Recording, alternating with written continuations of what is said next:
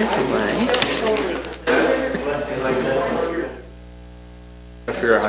There we go. All right, we are back.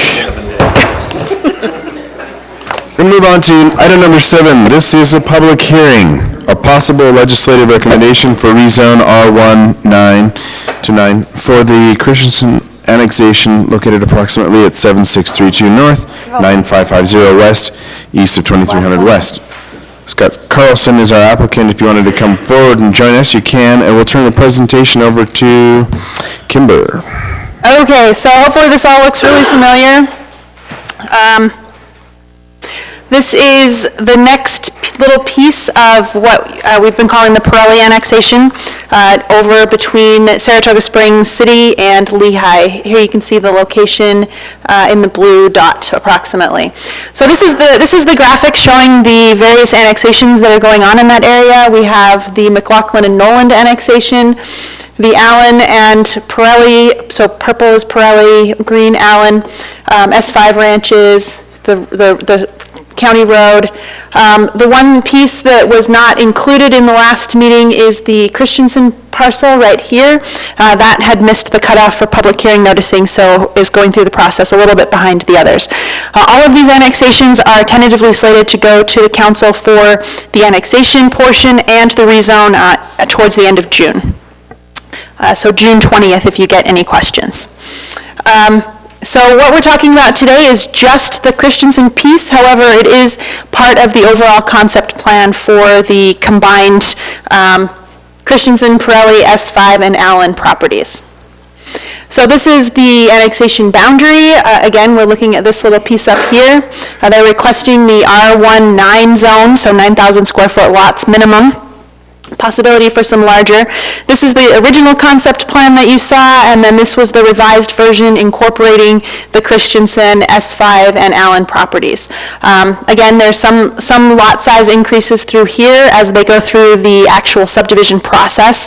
One of the conditions of approval by the Planning Commission was that they work to either incorporate additional open space here or increase their feathering in this location. So the council will look at that as well when they go before them for the rezoning, and then the Planning Commission and council will get to see the plats as they go through the process down the road. So with that, again, R1-9, the annexation and rezone will include the zone change, but will not approve the actual plats, and so those plat approvals will come down in the future. All right, so with that, your options in your report are to forward a positive recommendation to the council with findings and conditions, to continue it, or to forward a negative recommendation. Now, public input was received at the last public hearings for the Pirelli annexation in early April, for the other little pieces towards the end of April, and no public comment has been received since that time, but this is a public hearing. Thanks. Thank you, Kimber. Is the applicant here? Hello. Could you introduce yourselves with your names and address for the record, please? I'm Scott Carlson. I'm the engineer. Address is 2264 North, 1450 East in Lehigh. Scott, and? Clay Christensen. Current address is 122 East, 1600 North in Genola, Utah, but I own the property on what used to be referred to as Saratoga Road there on 2300 West. Okay, and did you want to add anything to the presentation? If there's any technical questions, Scott can cover those. Maybe just a quick overview. We built our home out there in 1990 and raised our family out there. As times have changed in Lehigh and development has moved that direction.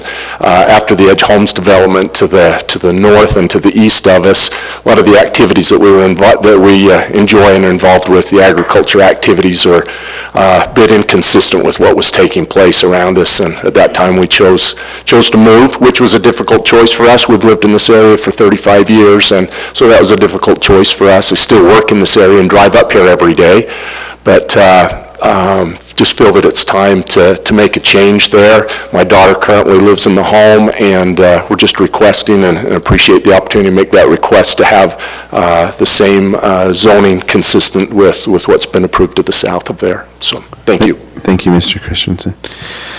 Okay, this is a public hearing, so we would like to open up the public hearing right now for item number 7. If anybody has any comments about that one, please come forward, state your name and address for the record, and keep your comments to about 3 minutes.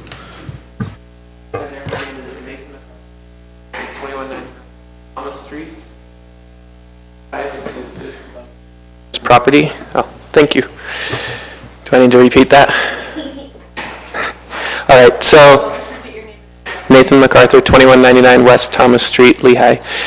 And you're adjacent to their property. Adjacent to their north. property. So we met the Christensens when we moved in. Great people. I feel bad that with the progress, as we call it, whatever it is, moving in, that it makes it hard for all of our situations. We love where we live. We have animal rights and other things, and with a lot of our neighbors, and we appreciate the improvements of the plan that's taken place since last time. One of our small concerns with the Christensen area specifically is us with animal rights and other things. There's going to be, we were hoping for a little bit more feathering going from our houses downward to consider moving that to an R110 or whatever, the slightly larger lots, so that those 3 houses in that area end up as 2 lots, just to border with the neighbors behind them a little more evenly. And one other concern that we had, not specifically with the Christensens, but with the new cul-de-sac, is it would be a little unusual to change the name of the street for the 7 or 8 houses that end up around the cul-de-sac, as it has been planned for just being Saratoga in that little section and Lehigh the rest of it. But we do appreciate your concern and the fact that we're going to be very good neighbors and that we have the opportunity to interact with you well. I wouldn't even mind, as you're looking at it, considering adding a little green space to give us a little lane or a little walkway into that other neighborhood so that we could be better neighbors with them. As from Evans Street, as you can see, it ends in a little cul-de-sac is the way that they've done it now. If there was some way to get across so we could meet the people there, that would be great without going to 2300. That's all I have to say. Thank you, Nathan. Any other comments? Hello, my name is Tim Shaw. I live at 2247 West Thomas Street, also in Lehigh, adjacent just above the Christensen property there. So I know that this has been brought up before several times. Unfortunately, I wasn't there, so I'm not sure exactly what all was said, but so I'll just repeat maybe some things that have already been brought up. Everybody in our neighborhood totally hates this whole idea that you guys are now coming in. I'm going to be a little more hostile than some of the other people. Nat is a very gentlemanly man, but I'm afraid I'm going to speak a little more candid to you right now. So we got some signatures. Everyone in our neighborhood doesn't like this. And I think the biggest problem is because all of our lots are half acres. All of our houses are larger, nicer kind of things, and this is a very disjointed area now if this goes, because we're going from half-acre lots now to less than a quarter. That's a very abrupt change in the neighborhood, and we don't like that. I especially do not. So the feathering idea is one thing that would help ease this a little bit for everyone. Everyone's now kind of just shutting down and not listening to me, and that's okay. But I'm trying to, we're accepting the fact that this is going to happen, right? We're not liking it, but I know none of us we can't do anything about it. But one thing that you guys can do to maybe help with that is, not make it such an abrupt change in neighborhood with lot sizes. I'm not sure what else you could do, but I would just like you to think of, here you have a nice home with a rather large lot, and then this developer comes in and starts squeezing in these very tiny lots right next to yours. What's going to happen to your property value? I'm sure many of you have been talking tonight. You've been saying, what is going on around you? You mentioned that. Please put yourself in our place. Think about how it's going to be. When this happens and these people start moving into these lots, there's going to be a lot of conflict. There's not going to be a lot of great feelings between the two neighborhoods. Maybe there's something you guys could do to help mitigate that. That's all I'm going to say. Thank you. Thank you, Tim. Any other comments? Okay. Yes, please come forward. And I'm short. My name's Lori Christensen. This is my husband. I live at 122, where do we live? 122 East, 1600 North in Genoa. We've been there for 2 years. The only comment I wanted to make about this and the plats and him talking about the half acres with animal rights, I just want to let you know, no one with those half acres has any animal. That's the only comment I want to make. They were zoned for animal rights, but they built large homes and no one has an animal on the home. I haven't even seen pets. So that's the only comment I wanted to make. Thank you, Larry. Any other comments? Is it appropriate to make just a response to the previous comment? We will have you do that as soon as I close public comment. Given that there aren't any other public comments, we will close our public hearing. And we will, if you'd like, we'd really like you to go ahead and respond to some of these comments. Just a short response. I can really relate to his concerns about lot size. When Edge Homes was proposing this development, we pled with Lehigh City to have acre or larger so that there was consistent lifestyles that were there. We'd been there for 25 years living in that area when the development was made, and what we found is that people moved out wanting to live in the country, but they didn't like the things that came with it, which was part of the livestock and the way of life that we enjoyed and had established out there. So in essence, it's we've kind of felt squeezed out and that it was time to move. It happened when we lived on the north side of town, a similar situation. I was told by the Planning Commission then, if you want to live that lifestyle, move out in an A1 zone, which I did. And then 15, 20 years later, the same thing happened again. And so we've made that change. We're just ready for that area to develop, for that housing, and it's time for us to move on. We can enjoy the activities that we enjoy and the lifestyle that we want to live elsewhere, which is unfortunate, but. Okay, thank you very much. Did you want to address the feathering comments, or? Let me do that. And this is a similar comment that we've been discussing at each of the meetings is how to feather that. And I recognize that the early submittal, the sketch we had, which I guess I'd call it the red version, that you saw earlier, didn't incorporate the feathering, and we received a lot of comments at that first Planning Commission meeting, and we've worked hard to develop this version that has a little more character to it, and feathers from the north to the south and from the east to the west. You'll notice that even on the Christensen piece, you notice that the east end of that property, those two lots that are purple, as part of our effort to feather those are being annexed into Lehigh and are the larger half-acre lots. So we've tried to blend this project through, and the Christensens have worked hard to accommodate that. The first lot there on the east in the Saratoga side, you'll notice that's the lot that has the existing home on it, and that'll be even larger than half-acre. So we've worked hard to accommodate some of these things.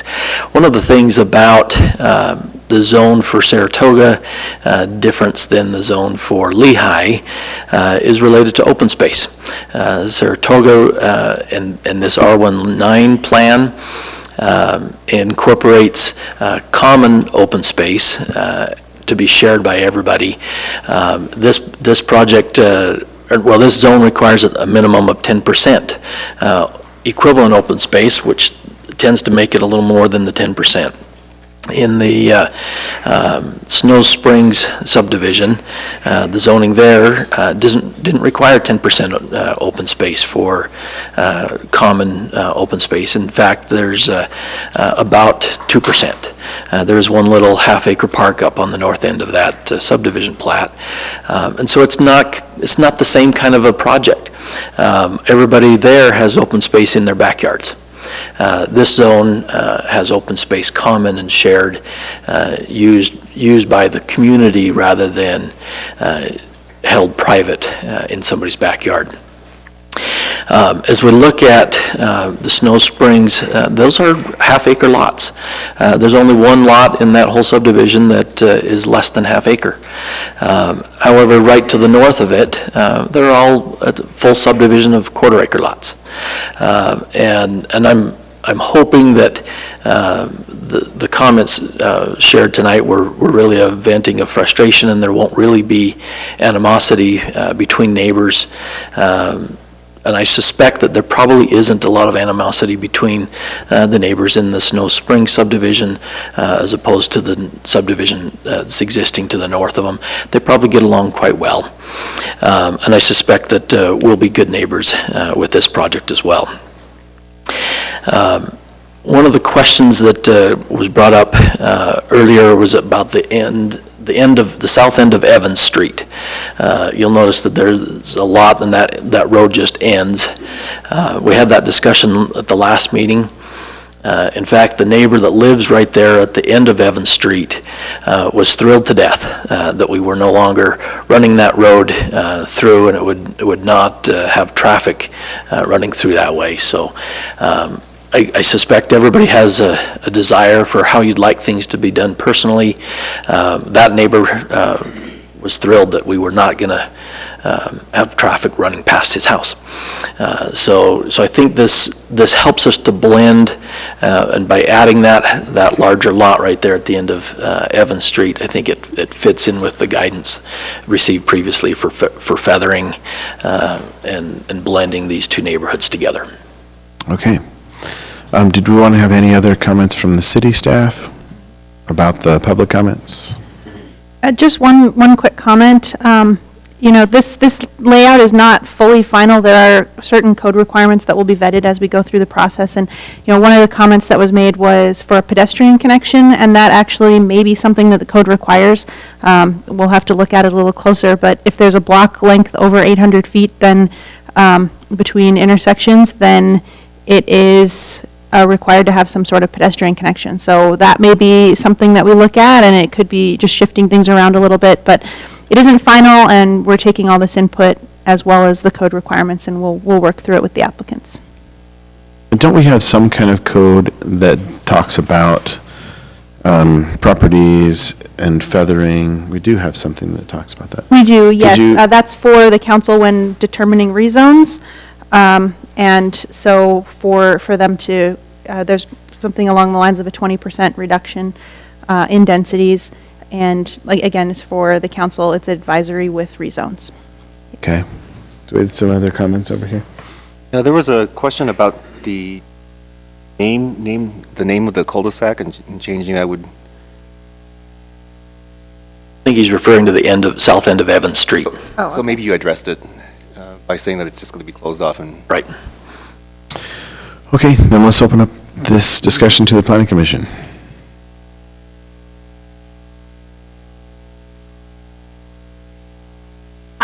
I just want to answer one thing. Mr. Shaw mentioned that that bad feeling in the neighborhood and whatnot. Mr. Christensen and Mr. Scow last time really pretty well said it all.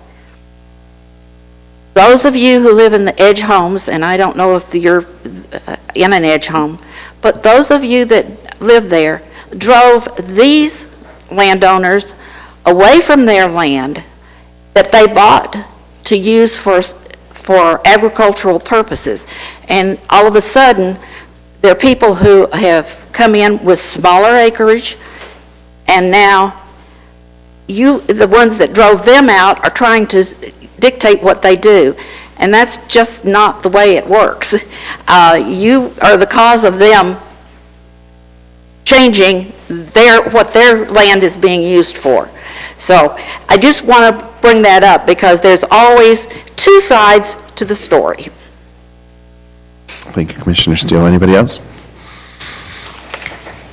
I think I ask this every single time, but some of the conditions required, like drainage reports and hydrology, grading reports. Is the applicant willing to prepare those and provide those? Yes. I just had a question about the open space. It looks like it follows that creek bed, which I suppose is good to preserve that, but it's not necessarily usable open space. You know, if you think of open space for the amenities that residents are going to get or anything like that, I don't know that the creek bed really satisfies any of that. So, just a consideration. I don't know what the city code requires, but it doesn't appear that a creek bed is an amenity for residents. Yeah, as this goes through the review process, the open space will be reviewed by the current open space code where sensitive lands get less credit than improved, and so we'll look at the amounts of each type, and then also assign points for amenities and a mixture of amenities, and make sure that all of those are included in the plan. So this is just showing the area, not necessarily the level of improvements. Can the applicant, the decision to close Evans Lane, can you give some backstory on that? I mean, you mentioned that the resident right there was really happy.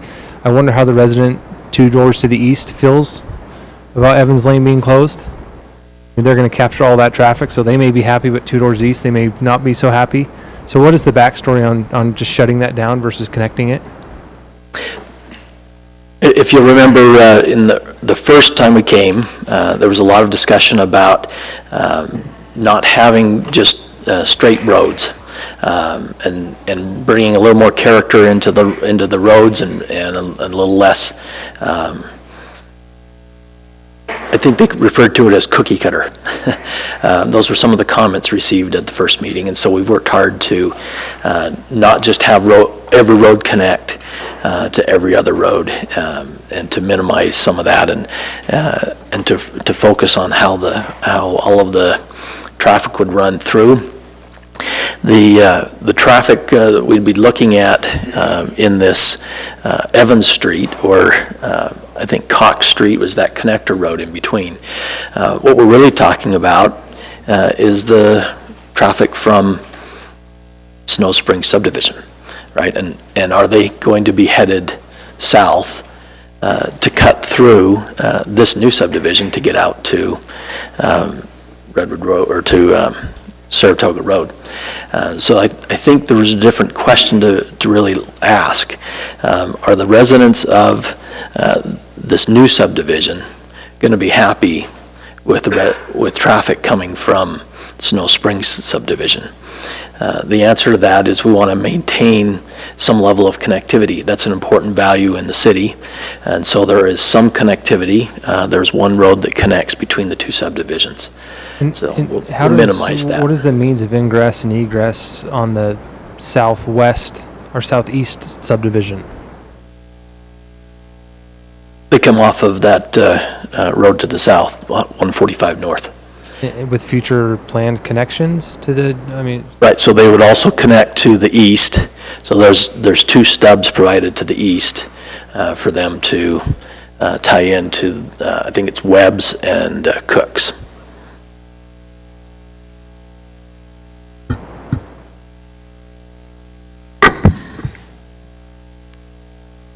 I guess I'll just comment on one thing, and the concept of property values. It's a common thing we hear here is if such and such goes in, it's going to reduce our property values. Having spent some time in the real estate market and studying the way appraisers do their job, that's really about the only factor that we can consider is the appraised value of a home. And when an appraiser is appraising a home, he's looking at the square footage and the amenities and stuff like that of the home. He's not looking at the neighborhoods and stuff like that around it. So as a planning commissioner, when I am making decisions based upon these types of things, I believe the proper role of government is to protect property.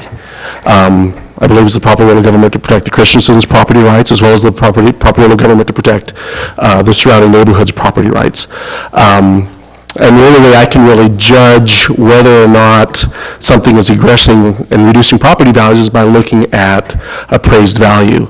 And as I look at this, having these lots here is not going to have any impact on the appraised value of the homes north of there. Now, does that mean that it might have any, well, from an appraiser standpoint, he's not going to look at the subdivision south and say, I'm knocking $10,000 off your home because it's got smaller lots to the south. Now, some people might say it makes their home harder to sell because you got a house, smaller lots south of there. But on the flip side, you might have someone more willing to buy a home because you got more neighbors there. So, I just wanted to make sure that I stated that, because I hear that quite often. With that being said, I appreciate the efforts to feather. And it looks like the existing home's going to stay in place. Is that right, at least for the time being? That's the plan. Okay. And what is the size of that lot that the existing home will be sitting on? You said it's bigger than a half acre? Yeah, over 26,000. Okay. All right, that's all I have. Thank you. Any other comments from the Planning Commission? All right, I'll entertain a motion.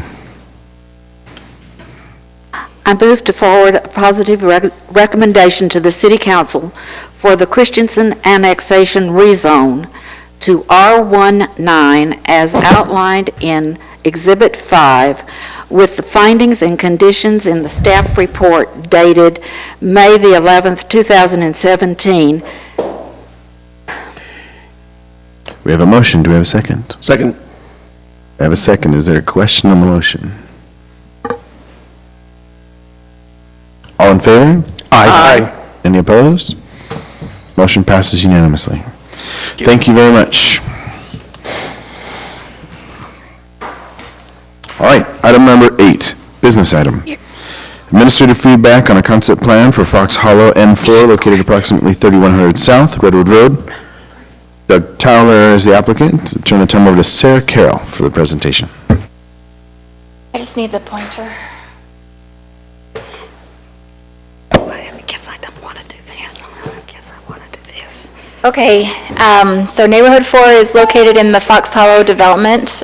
It has frontage on Redwood Road, and also it's bordered by Swainson, and then also by Village Parkway and Wildlife. So it's just, well, not a rectangle, but the shape that you see there on this map.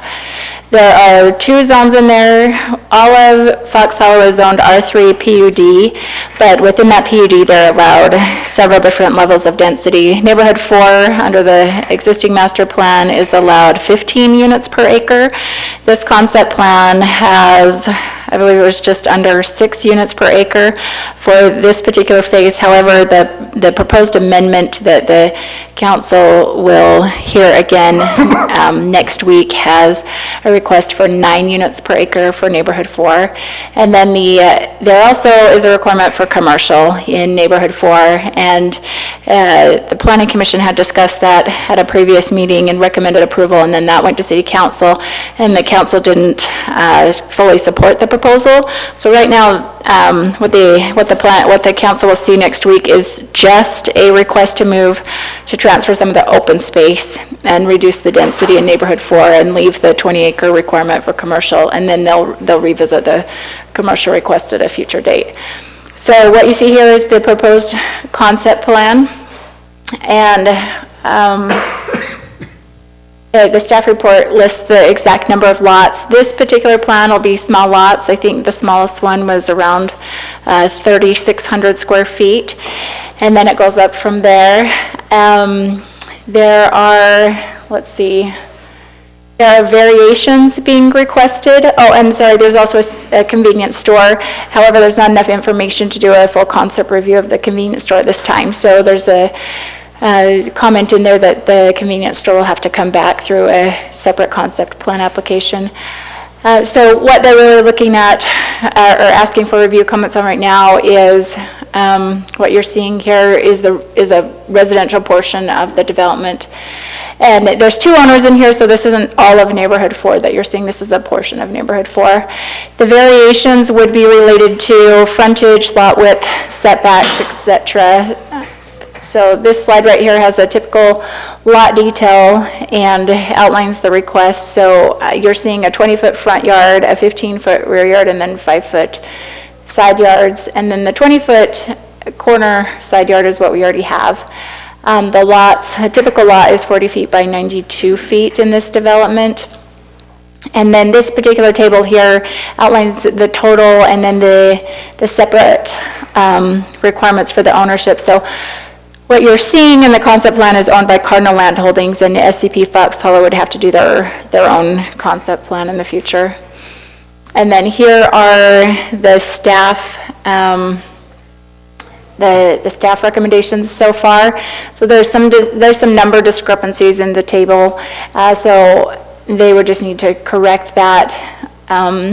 Let's see, access points onto Redwood Road would require UDOT approval. Variations are being requested, so obviously the city council makes that final decision after a recommendation from the planning commission. And then for the convenience store, as I mentioned, they would need to come back with a future application. So that's what we've got. Go ahead. All right, thank you very much. Is the applicant here? Thank you for waiting so long. Please tell us who you are and where you live. Good to see everybody again tonight. My name is Doug Tola. I'm with Cardinal Land Holdings, 999 Murray Holiday Road, Suite 101, Salt Lake City. My name is John Perlita. I'm with Richmond American Homes, 849 West Levoy, Suite 220, Salt Lake City, 84123. Hi, Doug and John. Did you want to add anything to the presentation? No, I think Sarah did a great job with presenting it. There are some complications, with Neighborhood 4, being jointly owned by two different parties and trying to create one cohesive neighborhood within that area, not to mention with the commercial zoning in there. So I think we're doing a very consistent job of trying to meet not only what the current residents want, but also the staff in trying to reduce the density there from 552 units to a total of 335 units, which the 335 units probably will be less than that, once completely built out. I think that the commercial area, with the gas station / convenience store is going to be, a huge asset, not only to the Fox Hollow neighborhood, but to the residents, around that area, and future residents, not having to drive, 4 or 5 miles into Pioneer Crossing to get some eggs or milk, just have a convenience there. So we're trying to work with the city. The city's been very helpful with us going through the process, and also with the HOA there at Fox Hollow. Okay, thank you very much. Did you have some Yeah, comments? I'd just like to make a comment, John with Richmond, is, when we got involved in this project, we were trying to bring a product into the city that is affordable on a first-time move-up type of basis, probably targeting young families with small children. Put the amenities in there, so we think it would cater pretty well to that, and really try to hit that affordability index with, in addition with conventional style living, 3 to 5 bedrooms, 2.5 bath, 2-car garage, pretty much standard kind of living with single-family detached, and instead of the townhome alternative, will be a little bit more than the townhomes, but we feel like quality of life will be quite a bit better. Thank you very much. Okay, business item. Procedure. On this one, is this an open? Give us comments. And is this an open? It's not binding, concept plan isn't binding, so the purpose of it, so you don't see these anymore except for in a PUD. So now staff reviews concept plans and DRC reviews them, and we give that comment to the applicant prior to site plan or preliminary plat. However, in a PUD, you'll see site plans, concept plan, site plan, preliminary plat, and also final plat. The council will see final plat. But the purpose of the concept review is to give the applicant informal feedback prior to them submitting a formal application. And do we request public comment? No. Didn't think so. All right, let's open up this to the planning commission. Oh, she's got one. I never go first, but I just want to ask one thing. Go for it. Lot number 36, it is smaller. I believe in our code, we're supposed to have larger on the corners. 36. So it all depends on what the established minimum is going to be. So all of the corners are larger than 3,600 square feet. Yes. And so, or I believe I looked at them and they're all 10% larger than the minimum Everything's that's larger proposed than- for this. This one seems smaller than the rest. Yeah, we could recommend that be larger. Okay. And sir, can you? Done. Are we done? Go ahead. Just, I'm having a real hard time getting oriented here when I'm looking at this map as to what's where sure. and whatnot. Can you, like, with the other map showing the whole lot 4, kind of shows what portion this is, where's Yeah. Redwood, and kind I of can how to go get to, my well, bearings? so Redwood, okay, when I go to the, so here's this one for reference, and then when I go to the next map, Redwood is at, okay, hold on. Redwood is at the top of the page, and so Okay. where it says future road, that would be an access from Redwood Road, and then Swainson is at the bottom of the page, and so the school on Swainson, the school is, depends on which view you're looking at. So the school's on the bottom left from the view that you're seeing, or, the elementary school that's over there would be across the street. So this is, And then in the future, the city, so on the bottom of the page, in the future, there's a 20-acre city park across from this development. where's the city park going to be? So if you're looking at this map here, it would be across Swainson. So just south of the school then? Ish. Okay. Yes.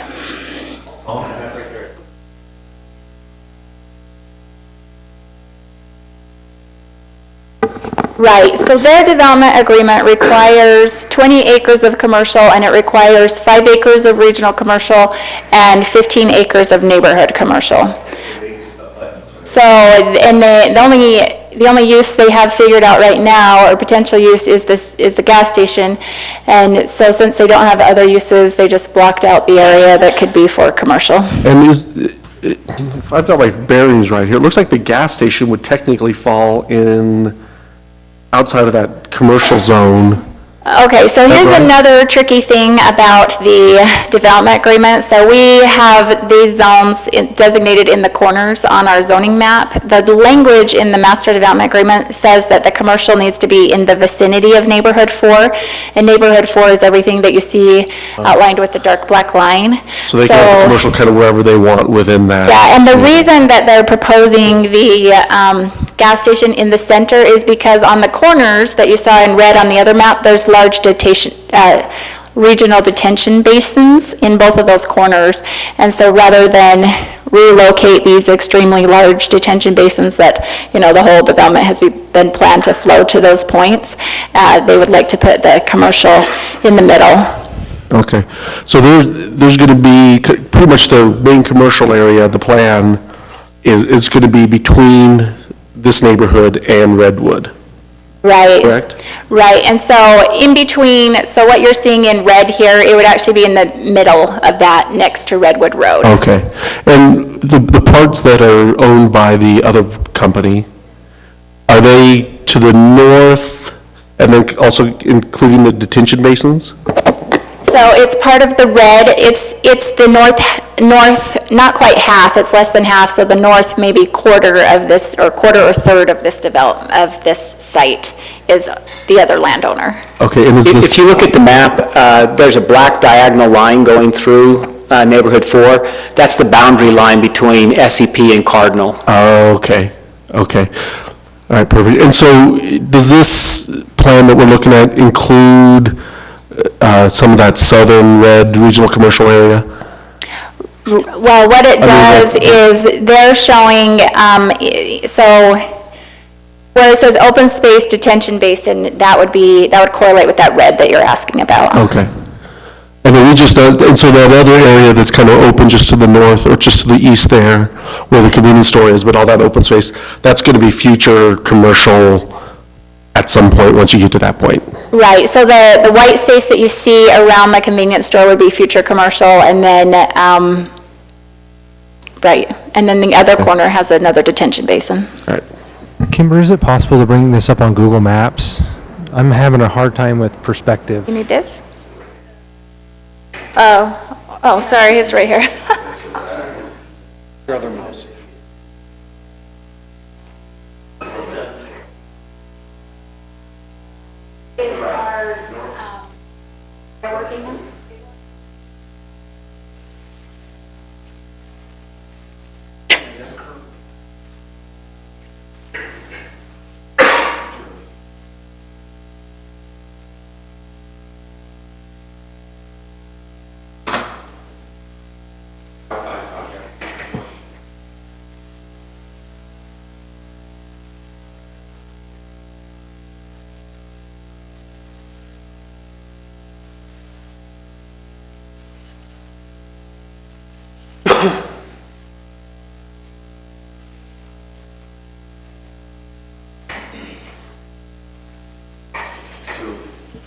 So really, this is just east of the stake center that's there, and it's just east of the school.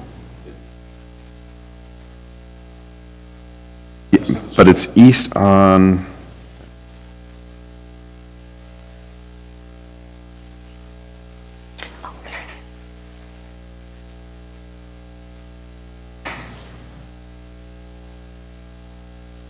Yep, there it is.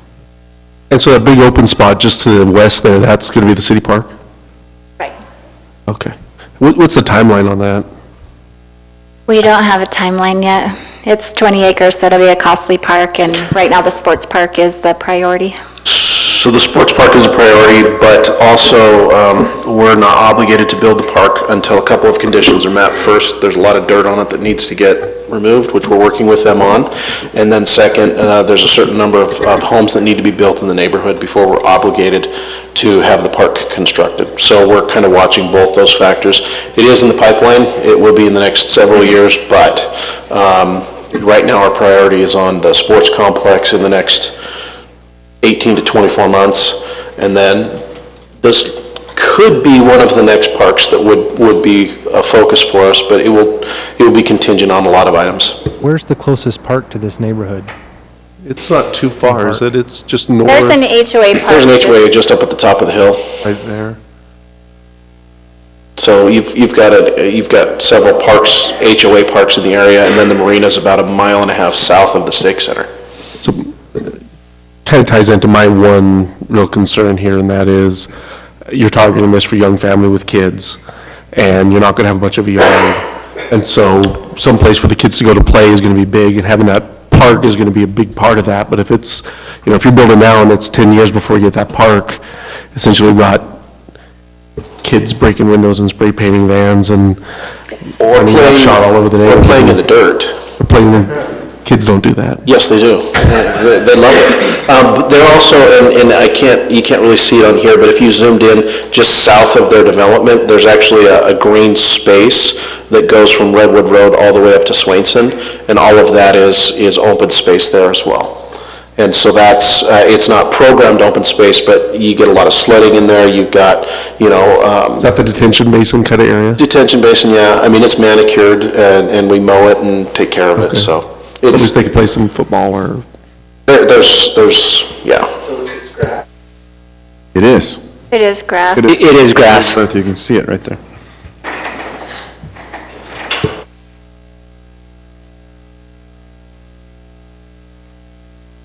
To go along with what Mark was saying with regards to that open space and the parks and stuff, we're going to have a trail system running along Redwood Road. That trail system along Redwood Road will be finished. You'll have a trail connecting from Redwood Road to Swainson, and then the trail will continue up the hillside. So there's going to be, ample opportunities for the kids to get out, walk the dogs, move around. If they want to play football, the detention basin that we're building for this development is going to be, over 2 acres. On the south side, it's going to be over 2 acres on the north side. So there's going to be a lot of green space where, kids can play. Richmond has designed a half-acre park within the middle of the development that will have amenities in it. So, we're being sensitive to that issue. And, once the regional park comes in, it's going to be, phenomenal opportunity for all the families there. And so there will be amenities in that little half-acre park that you've got there. And then, this is more for staff. Does our code allow putting amenities in detention basins? I know that up in Provo, the big detention basin at the end of Rock Canyon, there's a lot of amenities there. So that is something that in the future developers could do, put some amenities and stuff like that in a detention basin? Okay. That would be something, if I were you, I would consider to give some additional recreation activities for families with young kids here in the area. This perspective is really, really good for me to see all the different areas to play and stuff. Otherwise, the half-acre park seemed very underwhelming, especially for a community with, young growing families. But having the retention basin, and then the school has, amenities they can walk across and play at the school and different parks, and it looks like, what did you just point out, Mark? Yep. This will be a regional park. Sure. If I had little, with little kids, all that planned, seems like a great place to grow and let the kids run wild. Sounds like he wants to place an offer on one of your... We've got 3 lots for sale right now that are finished up here. Sarah, you mentioned that the city council didn't fully support the initial plan? It was a rezone request, so they are wanting to move some of the commercial to the west up by future Foothill Boulevard, and then the council didn't support, so it was about over half. They wanted to move over half of the commercial to the west, and the council thought that, they had 2 concerns. We're working on an alignment study for Foothill Boulevard, so they didn't want to rezone property and then us end up having to purchase it. And then they were concerned with the amount of commercial that was being transferred. So this plan that you're seeing, they've left 20 acres designated for commercial, and then they'll probably come back with a request in the future related to commercial. So this plan attempts to address those issues that the city council had then? Right. Okay. And then one thing I'm not in favor of, it's hard for me to support, is the setback variations, the request. I just feel like it's already pretty crowded. At least keep our minimum setbacks. That's just my feeling on that. Okay. My only concern, and first of all, let me say that I don't have any concern about what you're doing with the commercial. I realize that you had to move it from what originally was set up, but I have no problem with that. And I have no problem with the layout. It looks fairly good, except I do have a big problem with the setbacks, and I have to agree with what already has been said. And the setbacks that, we try not to restrict homeowners or landowners, in your case, too much, but we have setbacks for a reason, and I think that we need to follow those and not offer variances on them very often. I'm just going to echo some of the comments made earlier. I like the idea of moving the commercial to the middle. I think we talked about it before in another meeting. I'm kind of a little bit concerned about the setbacks as well, and that's all I have. Thanks. Anyone else? I agree. I can't support the setback variations. And I also am concerned about the lot width. it's supposed to be 70 feet, and we're, it's being requested to go to, cut 30 feet off of that, and I think that's, it's going to be difficult to have any push and pull and differentiation in the fronts of homes, and so, and I'm going to just have to say this, your lots at 3,600 and even up into the 4,000, my house is bigger than that. That makes me think those lots are going to be, it's going to be real tight. And if you're wanting to attract young families, I don't know that a young family would want to move in there because they're going to want to put a trampoline in and a swing set. And when you ask for the variation of 15 feet, there's just not room. Now, at 25 feet, you probably could get in some of those, but you need the wider width, or the wider frontage. And I wanted to ask one more question. Do you know what the distance is from the proposed car wash or the concept of the car wash to the park? You know the distance? From Redwood Road to Swainson? No, from where the car wash is to the park, the half-acre park. Oh, it's probably 500 feet, maybe, something like that. You're talking about the car wash here, Yeah. not the Quick Quack. Not, yeah, the gas station, yeah, the gas station coming up. I would say it's about 400 to 500 feet. Okay, just heads up, you might want to look at our code that in the special restrictions that we have on car washes and gas pumps being close to parks, and so that's something that you need to take into consideration. You might even want to move the park if it's not far enough. I think it was 500 feet, isn't it, the minimum? I think 500 is the minimum. I wasn't aware of that. And so, when you're looking at this, if you find that, you're at the point now on paper you can move it easily. Further on, it's going to be harder. And that's it. All right, any other comments? Yeah, I had a couple. So, Sure. help me understand the reasons for the setback variances and lot size variances and stuff like that. Mostly it's just density considerations and getting the product to work and getting it to market at an affordable price that's going to compete with townhomes. That's our thought, and we feel like trying to provide single-family detached living. We're not a townhome builder, but, I think gives more of a sense of community, better family environment with a single-family detached. I know the front yard setback's 20 feet.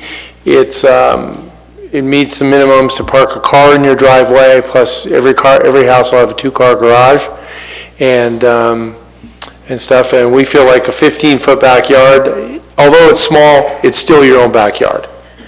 And 5-a-side is just trying again to get affordability to work in the neighborhood and trying to get a product out to first-time home buyers that's under the FHA limits that can be affordable in this area. So, follow-up question for staff.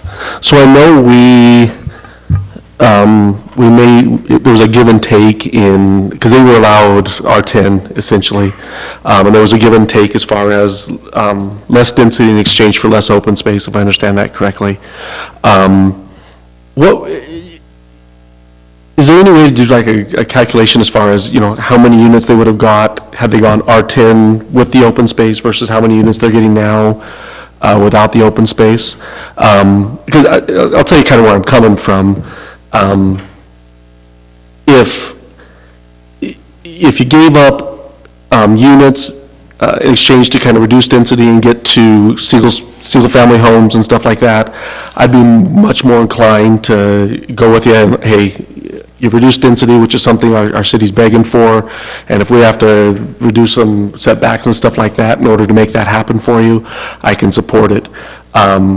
But if it's just a shift of density, we're getting the same amount of people in the same amount of space, just a little bit different layout, I'd be a little less inclined to support it because we gave up open space in exchange for it.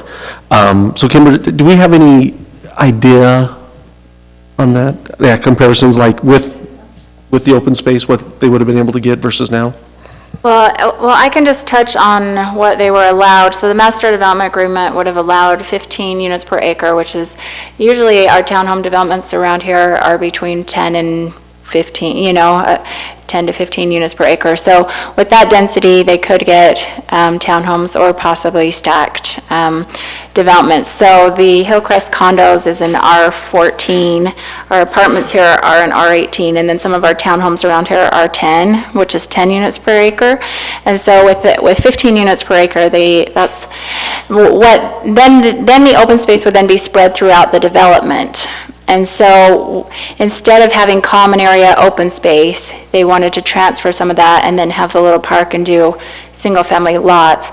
So as far as if they kept the same layout, they would, it's hard because I'm not looking at the whole plan, so I know the numbers for the, all of neighborhood 4, but if you had to take out 3 acres,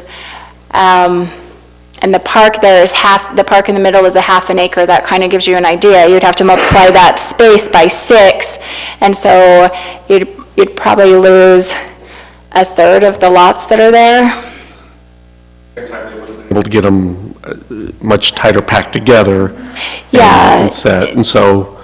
If they had common area and they're doing, say, a townhome development, then that counts towards their open space. Right.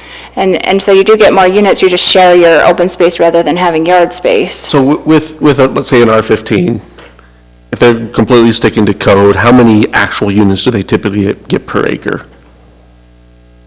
Because I know with like an R4, we say 4 units per acre, but you actually only get about 3. So Once you go to stacked units on townhomes, you can get pretty close to the maximum. Oh, you do? Okay. You get very close. I mean, for example, Jordan View Landing, just the first one that comes to mind, they're in an R10 or MF10, and they got, I think, 9.1, 9.4, depending in there. So it's fairly close, closer than single family. So because they can go up and they can go in. So we're going from 15 units an acre in reality down to just under 6 units per acre Probably in more reality. like 13, 14, but still it's a drastic change. So it's over half a reduction. Okay. So with that in mind, I would be more inclined to support some setback reductions and lot size reductions. And there are some, if you haven't been down there, there are some similar products. So neighborhood 2 is just west of the Stake Center and the school, and their minimum lots, I think, are 3,000 square feet, and they have shared driveways and things like that. And then they have 10-foot backyards. So there's a similar product. And then neighborhood 11 is just south of the future park. So, yeah, so that's, no, you were at the right one for neighborhood 2, and then neighborhood 11 has similar product too, and what they end up having is a 2-story home, and the floor plans that we've seen for the other ones are about 1,900 finished square feet with a basement, and I don't know if that's about what you're expecting with these. Our minimum is 2,005 square feet, and our largest is 2,500 square feet plus basements, and the basements range 650 to about 800 square feet. And so some of our townhomes that we're seeing are smaller than that. We're even seeing townhomes about that square footage as well. Some of the recent ones have been similar square footage with, maybe not with as big of basements, but so the familiar term that people are calling it is a detached townhome. So it's, it has that, it's more of a vertical elevation. They're all 2 stories. And then, yeah, the yard isn't huge, obviously.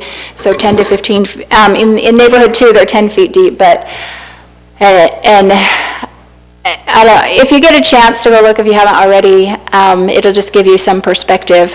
I've driven out there and, I think a variety of housing types obviously serves a lot of a variety of demographics. There's need for all types of housing types. I also think that this is partially in response to the referendum that was passed that limited, multifamily housing.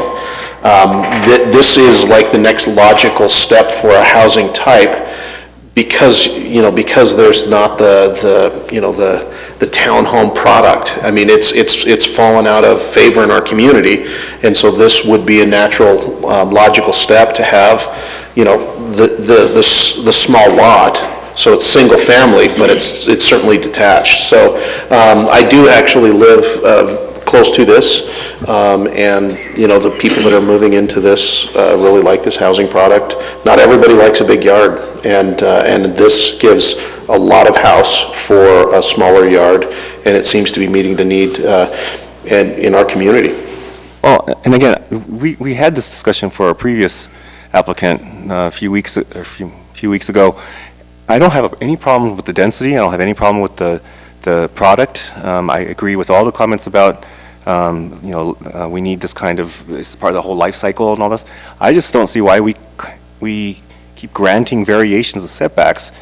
And I had asked this before, maybe our setbacks are incorrect, but then let's fix that. Otherwise, we stick to the setbacks. Yeah, I think the challenge in particular is that we're reviewing it under R3 because that's the base zone, but the equivalent density is, that they're asking for is more like an R8. If we were to apply our R8 setbacks, it would be a different review, but because R3 is the base zone, the variation is based off of that. The PUD, and this is why this is one of the reasons why we don't use the PUD any longer in the city. It's just for developments that already have that zoning, because there were concerns like this. We could, for future, give you a review that's more of a comparable zone, just for reference to see how that looks. It would help, and also, when you mentioned there are other neighborhoods right near it that have similar setback variations, or that would also help as well, because it does place it in context. But at the same time, just because we did it before doesn't mean we want to, just like my neighborhood has no sidewalks. Right. Well, just because we did that before doesn't mean that all future neighborhoods near my house should not have sidewalks, so. Right. But I think the context would help, though. Kimber, One while we're of the discussing this, challenges, go while ahead. we're discussing this, can you look up the code that is the criteria for allowing setbacks?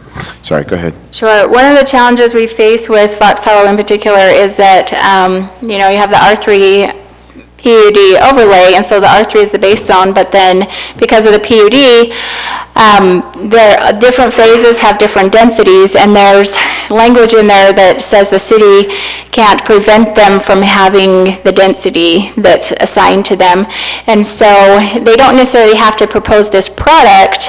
They could propose other products and come close to this density, but for a single-family lot, smaller product, if we ask for the bigger setbacks, that also results in bigger lots, so it decreases the density. So what would this product look like if we did not allow for these setbacks?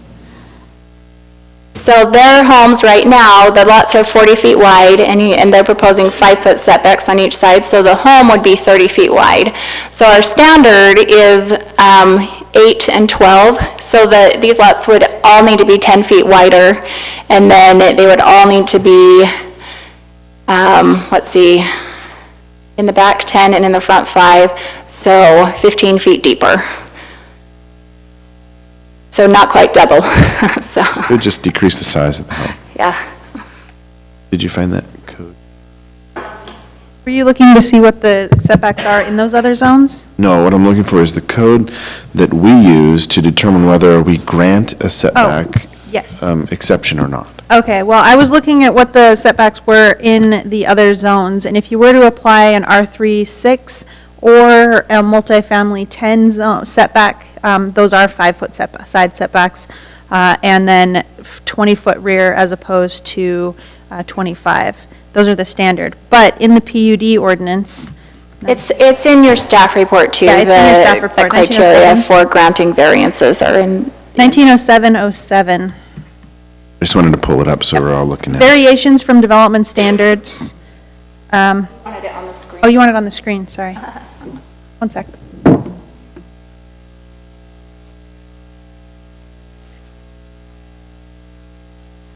And one thing to add, if I may, on the rear yard setbacks, which is probably one of the more bothersome ones, I know the side yards are as well.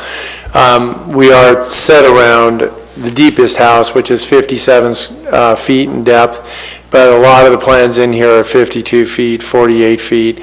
So a lot of times those backyards will naturally get bigger based on the plan selection, and I don't know the exact number, but I know very few of the lots actually meet the minimum depth. Most are deeper, but I do not know that count right off the top of my head. Kimberly, I think it's 1907-08, right? 1907-07.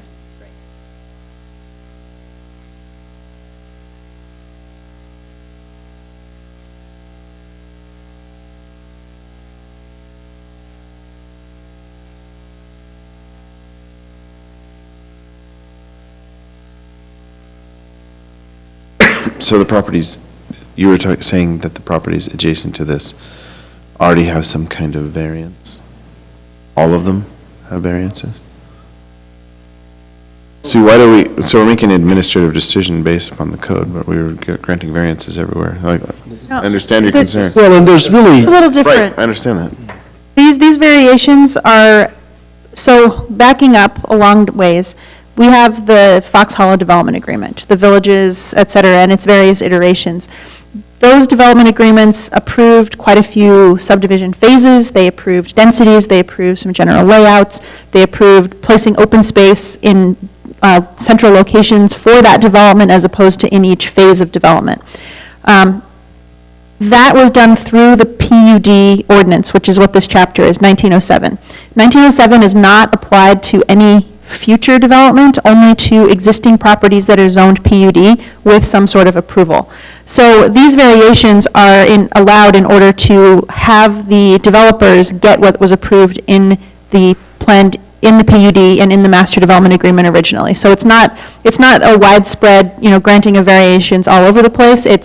This project was approved for certain types of development, certain densities, and the variations are the way to get there because everything is measured from an R3 as opposed to an an R10, an R18, whatever it is. So just to clarify, it's not, it's not something you're going to see in every development that comes forward. And it sounds like these are, consistent setbacks with a consistent zone if we were to measure this against a consistent zone. I personally, I'm fine with the variances. All right, any other comments? All right, well, thank you for your time. Hopefully we've provided some feedback for you that is valuable. All right, item number 9. This is a public hearing, possible legislative recommendation on revisions to the engineering standards and specifications manual for the city of Saratoga Springs. We'll turn the time over to Gordon for the presentation.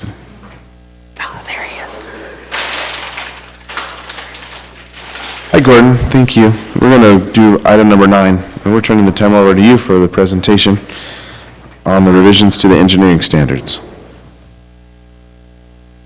Okay.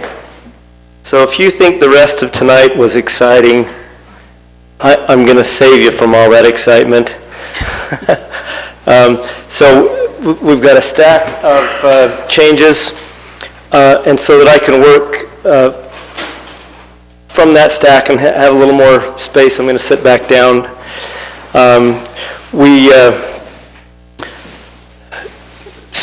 Every couple of years, so we've got the standards and specifications, and as we do business on a daily basis, we notice little things here and there that the city and the development community would be served, and Public Works Department would be served better with a revision here and there. And as time goes on, we accumulate those, and so here we are with those.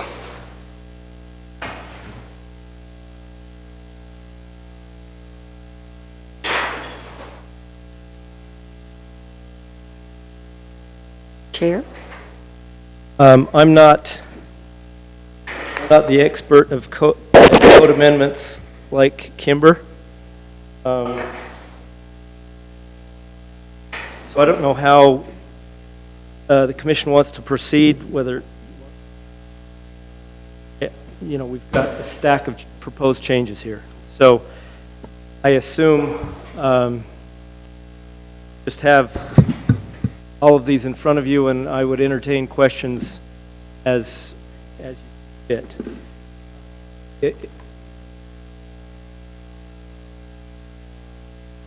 Oh, no, I assumed that was in the packet, so I didn't make. And if that approach is all right, I do want to add a couple of changes that we recently that didn't. Starts on page 312 of 448. Yeah, that was 448 pages in our packet. So while Gordon's handing that out, just real quickly, do you have do you have many changes? Each of you, do you have multiple changes? Item 9. Okay. Perhaps 10:16 at night is a little bit late to begin going through all of those. One suggestion that we could go through all of these changes tonight, or we could suggest that you individually get your comments to Gordon. He can incorporate those or respond to you, and then bring it back at the next meeting, because one, if there's a lot of changes, I'm fairly convinced that you're not going to be able to work through all of them between now and midnight, and two, it might just be better to consolidate all of those and then hit them all at once next meeting and get through it quickly. But that's just a suggestion. It's certainly your meeting, and if you choose to continue this until midnight, we would love to stay here with you. Who says we have to stop at midnight? Hey, Oh, no. hey, Kimber, how's next week looking? Is it pretty busy, or? Next meeting? Yes, not next It's week. not as, well, I always hesitate to predict because sometimes we only have a couple little things on there and then they take, 4 hours, or we have 10 things and they take 2 hours. So it's kind of hard to say, but it's not as hearty as tonight.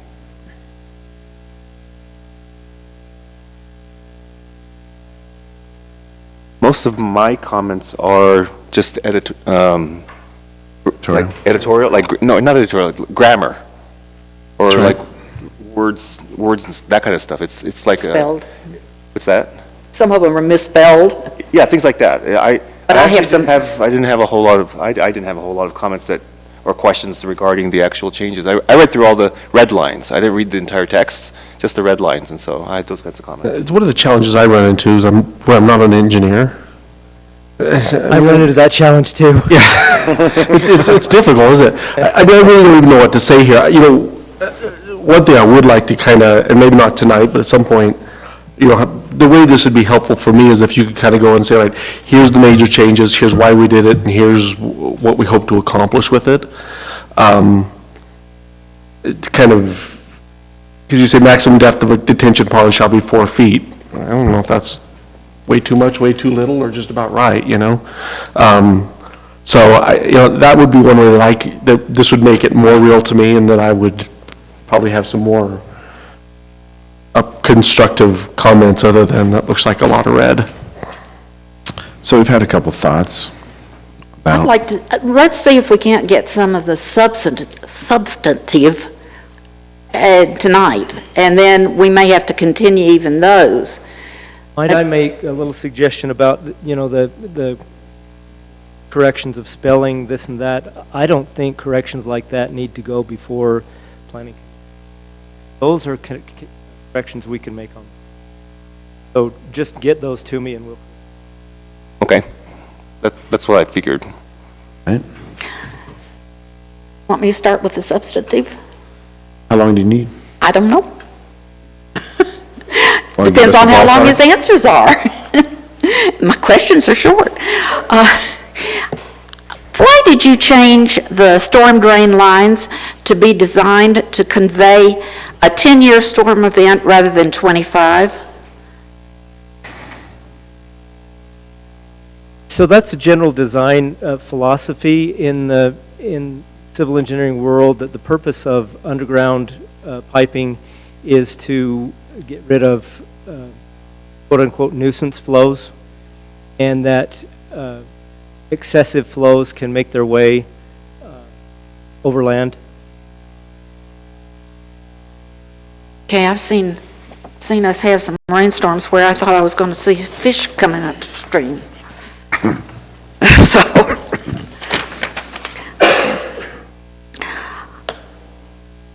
that's a typo, I'll not read it.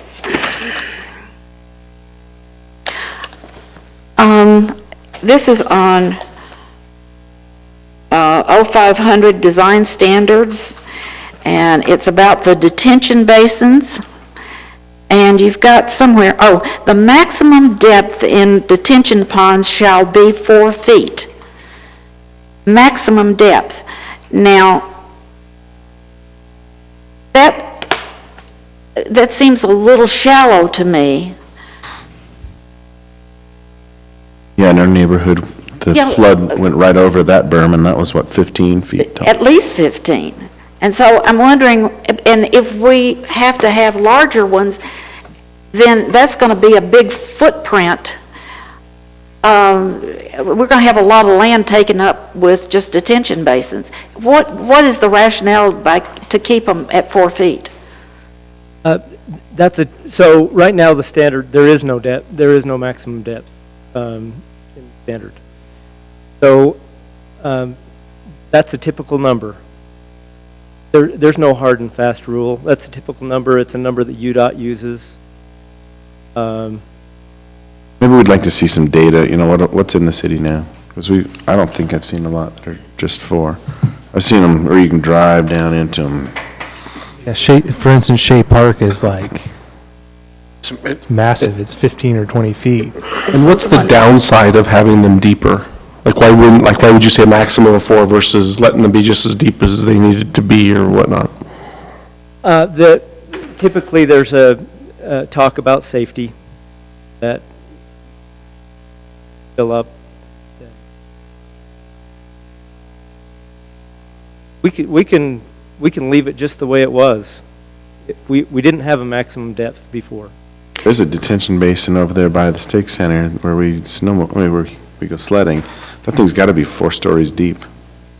You go 4 feet, you'd have to massive to do the same. Does it actually have fills up with water 40 feet deep? I wouldn't know. Hopefully, we don't have to know that one. Well, I'll tell you, the one in Jacobs Ranch filled up with mud up to and overflowed. Yeah. And that one's deep. It's like, I would have said 15. Wouldn't matter how high you had that thing. You're saying that there was no standard before, and then you applied the standard that's typically used. And I don't know why we have a problem with that, actually. Well, it takes a lot of land. If you spread... I know, but if that's the standard that's typically used... Well, if it's a national standard, the amount of water you need to contain. Right, and you just said you're not an engineer. We're talking to an engineer. They put a standard there, and then we're arguing with a national standard? I mean, I don't get what No, you're doing. I wouldn't characterize it as a national standard. It's a standard UDOT uses, and otherwise a typical number. I would characterize. I don't think Saratoga Springs is typical, though. We're on a mountainside, and we have a lot more collection. If you're looking at volume that would be collected for 4 feet, like Commissioner Steele is saying, you'd have to have a huge area if you go deeper. That one's one to take under We're not consideration. engineers. The next one I have is driveway spacing. And you have a chart in here, and it says that it looks to me like you're saying that there needs to be 50 feet on driveways, between driveways. And some of our lots are not even 50 feet wide. Which page are you on, Sam? Well, it doesn't have a page number. In the packet, or are you just doing the printout? Okay. It's right after the roadway design standards, which is 500-13.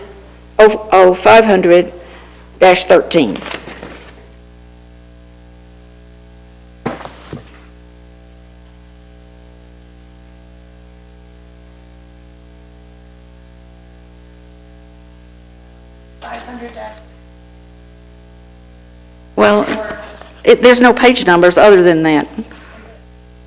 We had 23, 6, I'm just... So that's a very good point. This standard does not acknowledge the relatively high density that Saratoga. So we can visit that for sure. Okay. Because we just looked at some that were going to be a lot less than that. Oh, okay. The lighting, under lighting, do we need to require something that the parking lights will, half of them will go off? And does that require some kind of extra electrical box? Which standard are you referring to? What page? Well, I'm... 28, I think, isn't it? Well, it's 00500-26, design standards. 28 of the pack. Okay, I don't, that's electronic, I'm not, I'm looking at hard copy as he is.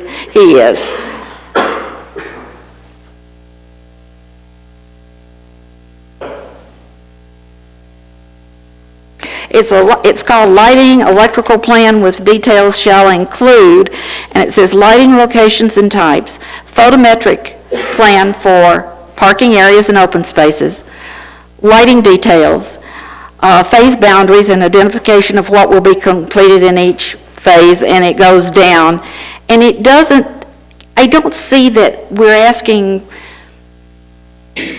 for the, I think it takes an extra box or an extra something so that, and they need to do that in the planning stage where half the parking lot lights will go off at what, 11? 1.5 hour after Closing. closing or 11 o'clock, Is yeah. this a sheet where we proposed a change? Uh-huh. But this is not a change. You have a lot of changes on it, but I'm just saying, is that something we should add there? So I think what you're referring to really isn't an engineering. It would be something addressed in planning.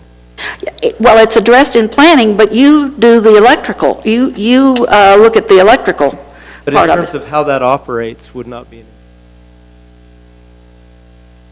Okay. Do you agree, Kimber? I'll have to think about it. When stuff turns on and off, or how, But that requires a separate box, doesn't it? Power box? I don't know. Power box? They don't do it manually. But then they have to have the ones that they turn off are going to be different than the ones they leave on.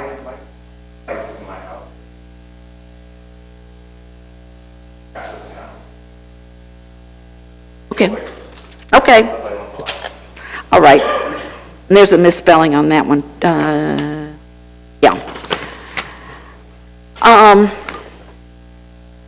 There's a section on landscaping, and that's one I wanted to get to tonight.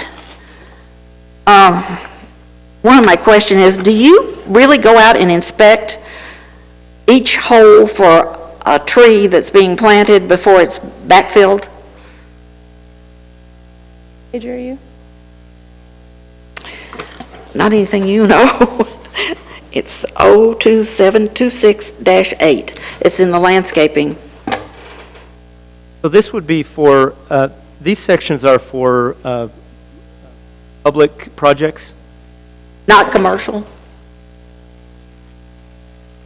Public, not private. So you don't, this would be not City commercial park. then? Yeah, city park, those sorts of things. Public infrastructure. Okay.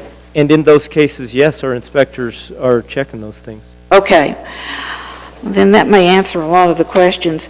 Do we not require concrete edging for our parks? Do we just?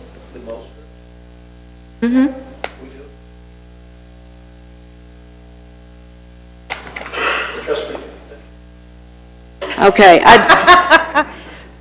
That means that we've made Mark do it somewhere, so it's got to be in there somewhere.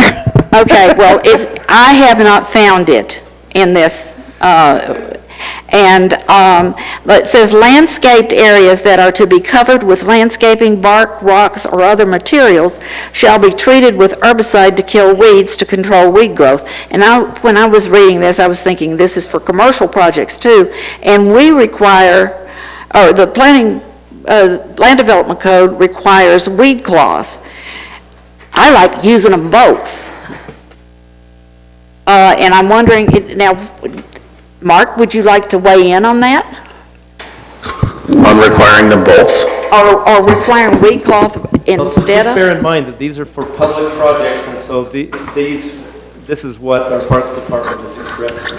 So the Parks Department has actually said that the fabric barrier is problematic because once it blows up, or once its edges get blown up, you can't ever get it to lay flat again. And so they're constantly chasing this weed barrier to try and make it look decent. And so, you know, they prefer to spray to completely sterilize it and then use the spray rather than having to fight. You know, like for example, along Pioneer Crossing, the center median area, you can see where the bark's blown away, you can see where the weed fabric has gotten blown up, and it's almost impossible for them to get it back down without removing all of the bark and then restapling it, staking it down, and then putting the bark back on, only to have it blow back off again. And so, I mean, that's why they're stepping away from it, because it's an ideal. It's great in practice or in theory, but once that bark gets removed and it's no longer weighed down, you've got a sail that you can never make look right. Okay, so noted. The other thing is, and we have had people come in here giving us a bad time about landscaped areas shall be watered with the most efficient type sprinkler system available that meets all other city specifications. And that changed an acceptable water-saving type sprinkler system. And we had people in here fussing 2 weeks ago that the medians are getting, some of the sprinklers are running when they shouldn't. And when you say the most efficient, are you using rain sensors on public projects? I don't know. You know, okay, Mark knows. Yes. Some of these changes, this is a compilation of comments from a lot of people, and landscaping is not something So the Parks Department right now is moving to a technology that will sense the moisture in the ground and then will allow, it will then have the water system zones turn on so that it maintains that ideal moisture level. So it's supposed to self-adjust. Unfortunately, technology's changing, and since I've been here 6.5 years, we've gone through 2 or 3 different iterations, and so they are using it, they are implementing it, but I don't think that, one, technology's changing fast enough that we want to build a hard standard. Okay. Because we want to use the best thing that's available, the most cost-effective thing, and, you know, a Hunter rain gauge on the edge of the building that I installed on my house 3 years ago is now completely old-school technology. So I think those are the things that we're trying to consider with that. Okay. And this one is, you know, kind of one of these hard and fast ones. Your standard street improvement details in that sheet that lists them all has handicap accessible ramp. Number one, handicap is not the correct term, it's handicapped, and we shouldn't be using it. We should either say ADA or a disabled ramp. Disabled accessible. You make that as just one of the comments that come from spelling errors and things like that. Okay, and you didn't give us that particular detail, and I would bet that it's wrong by that standard. Okay, I'm about through, folks.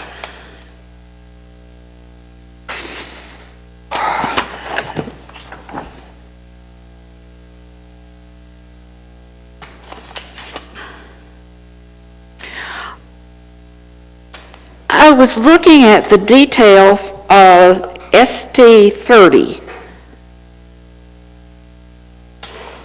and it's a private road, and it looks like we're requiring, or the detail shows 6-foot sidewalks rather than the 5-foot sidewalks we have in the rest of the city.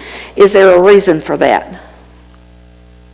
I don't know, that's not, the only reason this is in here is because we changed. So, I'm not prepared to speak to everything in these details. Okay, well, that's one, I'd just like to know if there's a reason for it. Do you know, Kimber? Okay. Yes.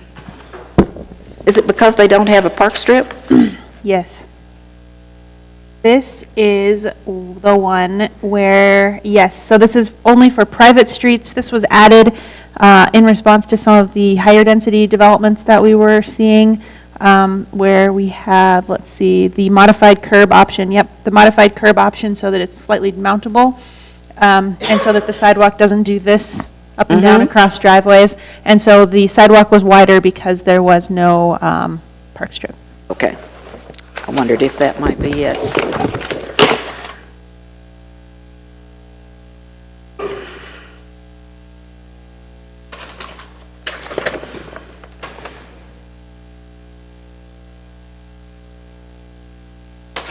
Is there anything else that we couldn't do in an email offline, Sandra? I have just one more. Okay. And it's on the second page from the end. Oh. Can't even see it from here. But there's a note at the top that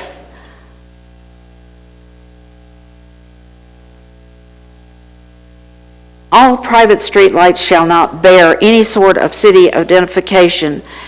And this is for collector and arterial street light connection details, and I was just wondering if that note really needed to be on this page, because we wouldn't have a private connector street and we wouldn't have a private arterial.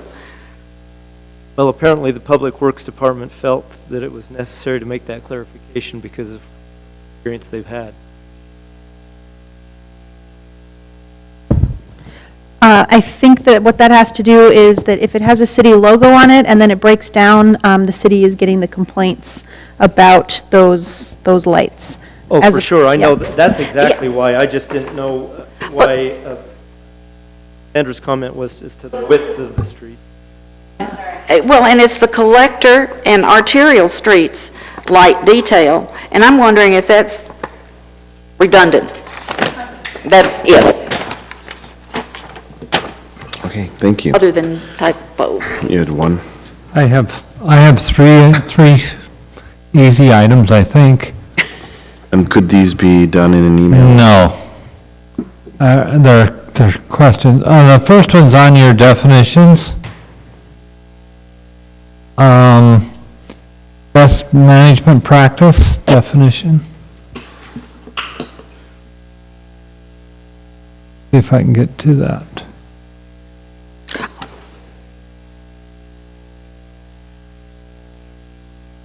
I didn't. If anybody gets that, they can read it. I'm getting there. If you've got the whole packet, it's 312 of 448. Oh, it's not the first page? Yeah, it should be the first page. Yes, you have a question about the definition of best management practice? Right. It says, one of potentially several acceptable practices that could be implemented to protect water quality and promote soil conservation. Is that the only things that you have best practice, This refers management to, practice? this refers to stormwater. So we could be a little more specific there. It's speaking to stormwater. Okay. protection, I just stormwater wondered quality. because, I mean, that's a fairly common phrase that's used in looking at things that, Yeah, so we can be more specific and let the reader know that we're referring to stormwater. okay. It just didn't seem right to me. And then way back, way toward the end, where you have the pictures of the different thing, again, I'm not an engineer, so you're gonna get some. And it's called the standard temporary turnaround. What's the I'm detail number on the bottom right? I'm getting there. ST something. It's page 407 or 448, for those that are going that route. Bottom right, you'll see big letters. Yeah, I'm getting there. ST ST14. And can you just explain what that is? I've never seen this before. What a temporary turnaround is? Well, and it looks like you had road barriers there at one time, and now you're taking those off. So what really is this? It's when you have a stub that goes onto a property that's not being developed, and you have to have the ability to turn around. Okay, and so this has not been developed yet? Yeah, so if you have a subdivision that's coming in that has a stub street that just ends, and they don't want to end it with a permanent cul-de-sac, they want to continue with the next phase. Okay. And so they get permission, either they own the land or they get permission from the next door land for an easement to put this turnaround there so they can build their subdivision just the way it ought to be. And then have this turnaround at the end. Okay. And we removed these signs because they're not applicable at this point when this. Okay, what my concern was, which I think you've answered that question, was the fact that there's no sidewalks there at all on the turnaround. But if it's the end of the development, then I can understand why you have that. Yeah, that's the nature temporary. of it. It's temporary. Totally temporary. Yeah, I mean, it just didn't, I couldn't picture it in my head why you would have that, but at the end of a subdivision, I can see that. Yes. So that explained that one. And my only other concern was on the sprinkler system, large area rotary head detail. And I don't know what that one is either. But I was just a little concerned, I'm getting to it here. I think this is it.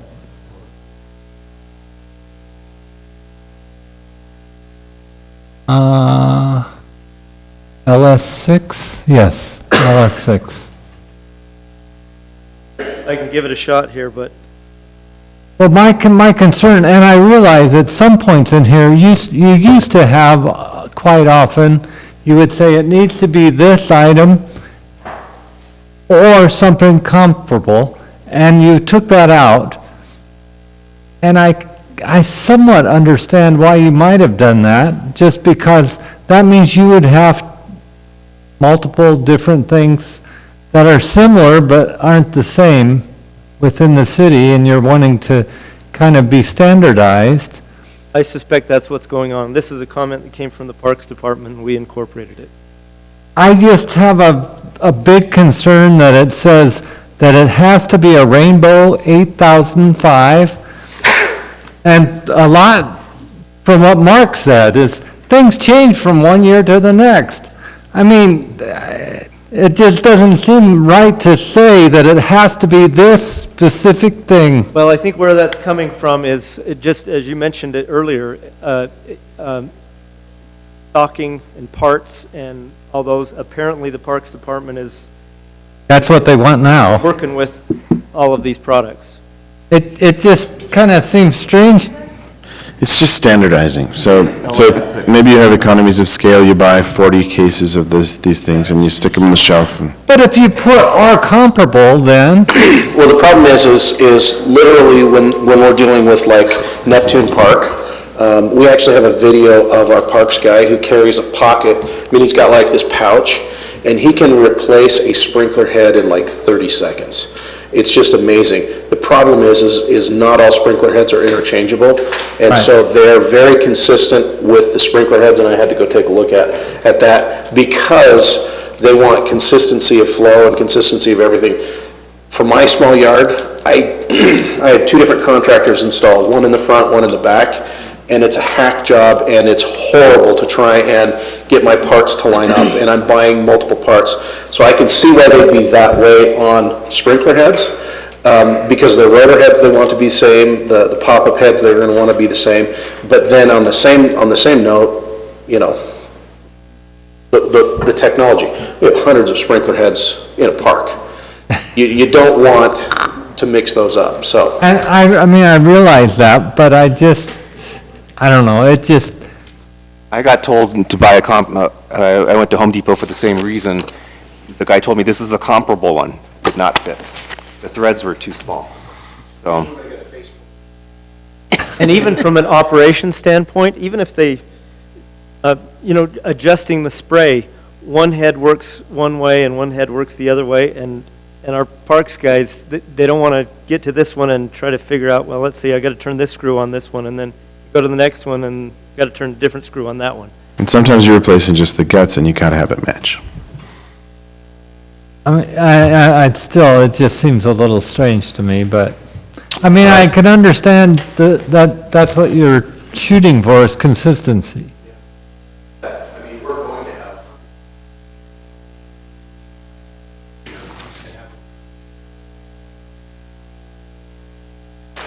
You find this in the water system, like the fire hydrants. All the fire hydrants are the same. So, we've had all this discussion, but we have not opened up the public comment or public hearings. And this is a public hearing. So, I am going to open up the public comment, or public hearing for item number 9. Are there any comments? Stan? And we will close public comment. Mr. Chair, I move that we continue item number 9 until the next planning commission meeting with the expectation that commissioners correspond with Gordon and get the appropriate answers from different departments. We have a motion on the table. Do we have a second? Second. We have a second. Is there a question on the motion? I have a question. Yes, sir. Can I just read into the record these changes that I gave you so that they're in the record? Yes. Are these different from the ones we got? Yes. Are they? Do they have to be read in? Told them in case they didn't, because they were okay, so they traveling. Or you could make sure they've got a copy of it. You could add those to the packet that we receive for the next meeting if you'd Okay, like. so just make sure these 2 pages are a little bit different, and I highlighted them in. Okay, thank you very much. Any other questions on the motion? All in favor? Aye. Any opposed? Motion I didn't passes say aye, unanimously. but I was sitting down here asleep.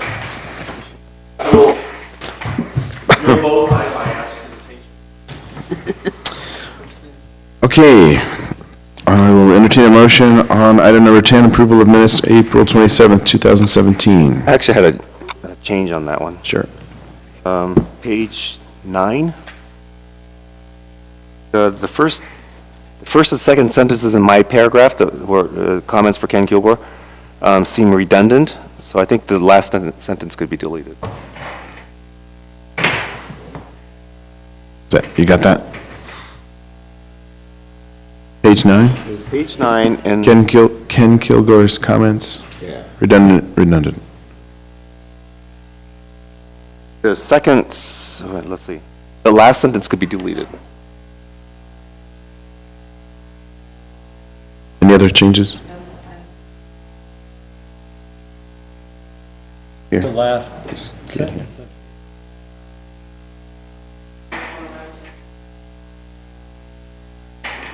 Just the whole, that whole. Here and forward. So here's page 1.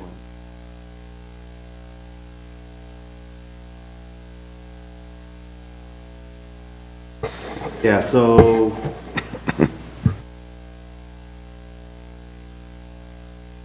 Yeah.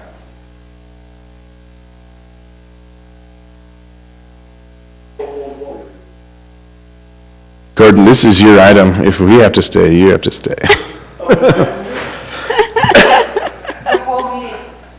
Just.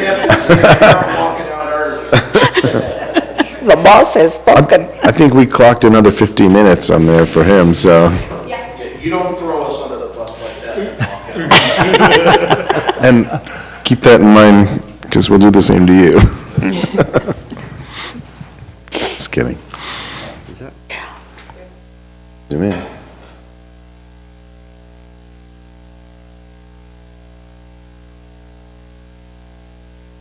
Well, it becomes public record and it's permanent. Forever. Forever. While he's looking at that, I'll just say that I've emailed a couple of changes to Nicolette earlier.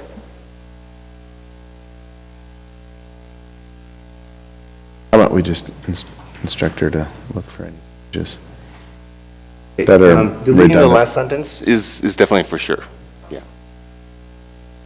Any others? Do you have any others? No, that was the only one. Anyone else? Entertaining a motion. I move that we accept the minutes as amended from April 27, 2017. We have a motion? Second. We have a second. Any question on the motion? All in favor? Aye. Any opposed? Motion passes unanimously. Item number 11, reports of action. Kimber. Very quickly, we have a report of action for the Saratoga Springs Animal Hospital site plan, since this is going to council next week, and the minutes won't have time to make it. And the reason for that fast turnaround is that the council's first meeting in June is canceled, so there's a big gap between meetings, although it looks like we might be adding a meeting, but even so. So, as usual, we have site plan, May 11th, name of the item, positive recommendation with conditions. Kirk, you were the chair. The staff presentation was basically from the staff report. There was no public comment. The applicant did not give additional comments, except during this discussion.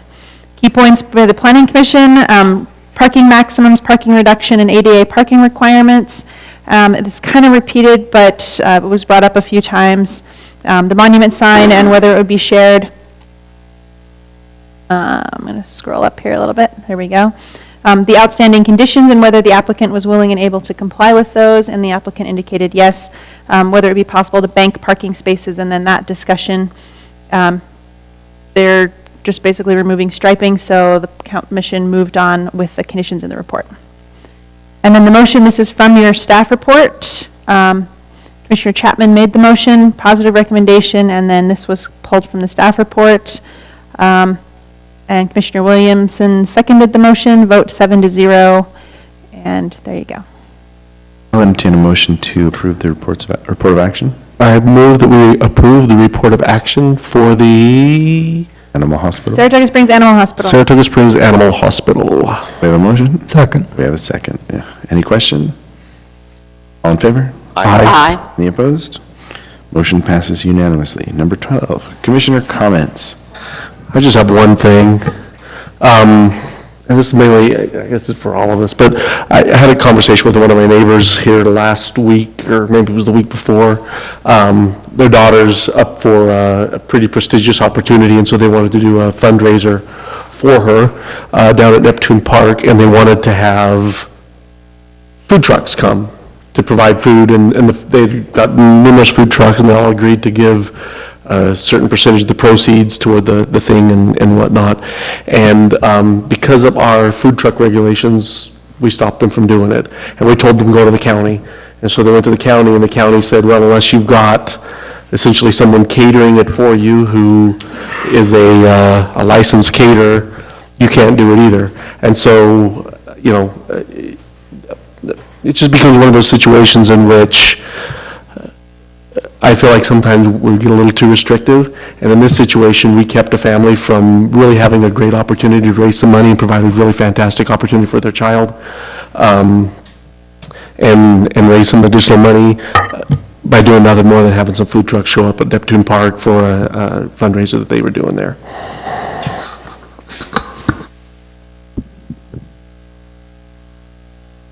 Did you want a discussion on that? Okay.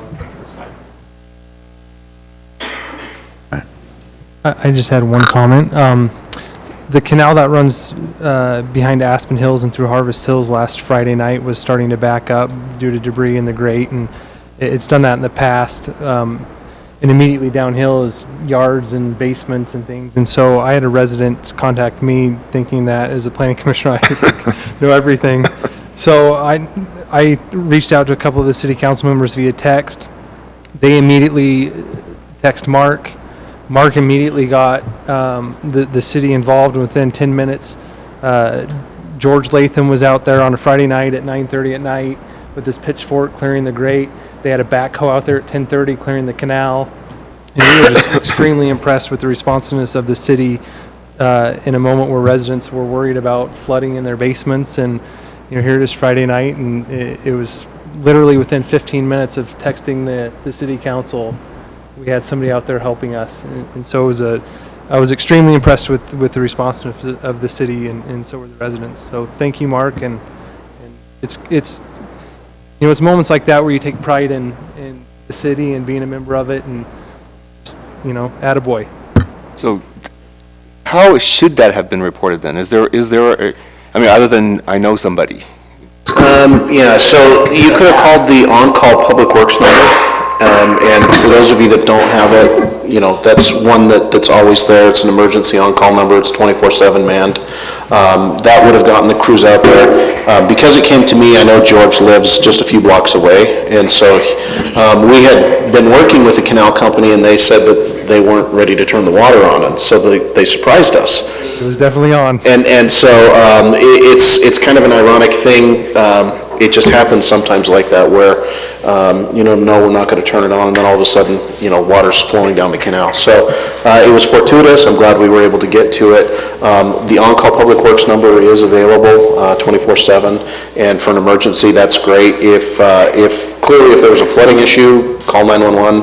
That'll get dispatched, and they'll get the Public Works crews out, or text me or the council members. I mean, we've got a pretty quick turnaround in most cases, but, luckily it hit when, all the stars aligned, so it was fortuitous. Well, the residents were thankful. Where is that number located? I mean, do we call the city hotline or the city number? It's actually on the city's website, and give me just 1 second, I'll try and pull it up for you. I don't know that you have to do that. It's Yeah. just good to know that it's on the website. Yeah. All right, any other comments? I have a question. Go ahead. What's the status on the Denny's sign that's still a pole sign that's not supposed to be?